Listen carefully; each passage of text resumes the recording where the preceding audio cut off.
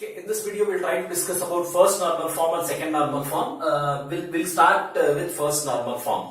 So now, when a table is said to be in first normal form, when I can say that a table is in first normal form is, it should satisfy this three basic conditions. The first one is every column in the table should have atomic values or single values. The domain of every value in a column or attribute must be same. The domain must be same. The third one is every column in the table should have unique name. So this the third rule is the basic rule that normally on the every relational database will be applying. So see, for example, I take a table. I'll take a student table. So there are a set of students. So student ID, student name, the courses that he is studying, or for example the subjects that he is studying, anything is fine. So student ID is 101, student name is A, he is studying DBMS, OS, DAA, something like this. So now there is another student 102 his name is B, he is studying, for example, OS itself. Next there is another student 103, his name is some C, he is studying the subjects DBMS and OS. So now, can I say that this table is in first normal form or not? So I'll try to check with all the rules. I'll come from the bottom. Every column in the table is having unique name. So every column is having unique name. So this rule is fine. So I'll go with the domain of every value in the table is the same. That is, what does this one says? See, the domain of this one is, it is string, this is string, this is string, no problem. This is number, no problem. All these are strings in the same column. See, the values that you are storing in a column should be of same type. That's what the second rule says. So this is also satisfied. When we go to the third one, what it says is, every value in the column should be atomic. So that is, every column should have only single value. But what is happening here? Here we are having three values, here we are having three values. So obviously, so this is not in first normal form. So it is not in first normal form. See, this is not in first normal form. So now we will transform it into first normal form. So what is that we do is, the same table, student ID, student name, subject. So what is that we do? 101 student is there, A. We'll write these values separately. So again 101 A OS, 101 A DAA. So 102, it is already only one subject, no issues. So next 103 C DBMS, again 103 C OS. So now this table is in first normal form.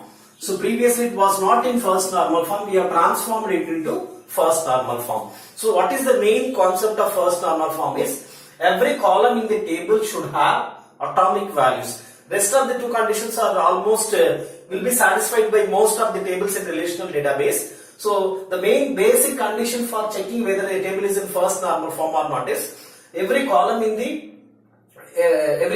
table should have only one value. You should not have multiple values like this. If you are having multiple values, then it is not in first normal form. So that is about first normal form. We will just move on to second normal form. So what does second normal form says is, see, a table is said to be in second normal form. A table is said to be in second normal form if it satisfies these conditions. First one is, it should be in first normal form. The second one is, it should not contain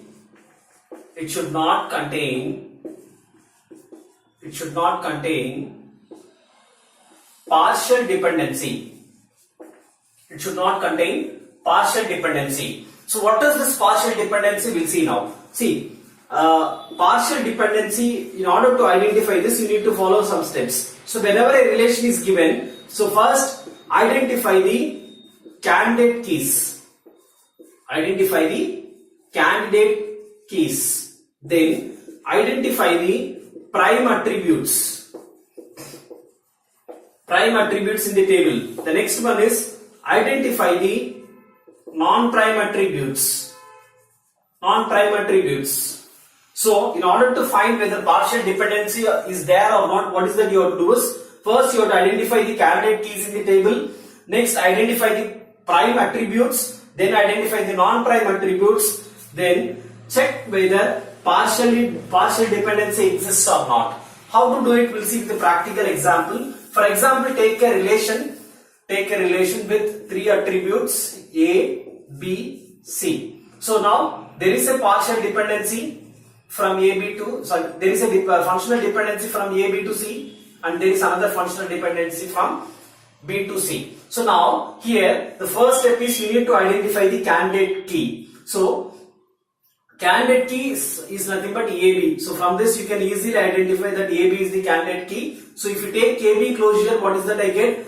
So I already have A, I already have B, I can find C. From B I have C. So AB is my candidate key. So what are the functional dependencies? AB to C. So this is the functional dependency which tells you that by using AB and you can find C. But there is a functional dependency B to C. So now what is this partial dependency is to find a non-prime attribute, that is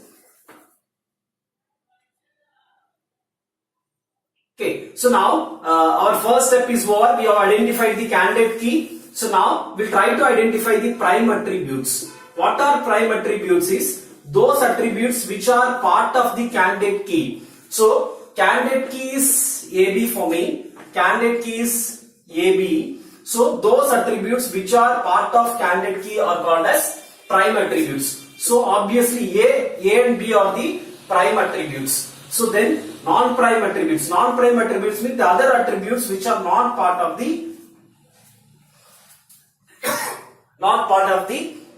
candidate key. So now C is the non-prime attribute. So now you see this functional dependency. What does partial dependency say is to find a non-prime attribute if you are using only part of the candidate key. So part of the candidate key you are using to find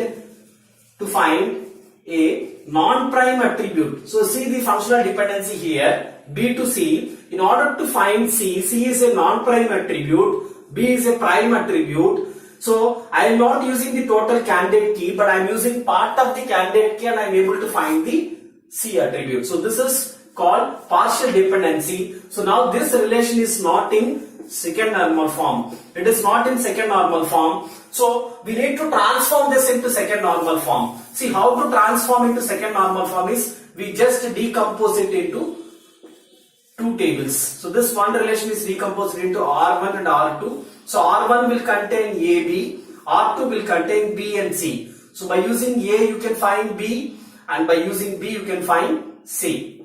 So now you can check it, it will be in second normal form.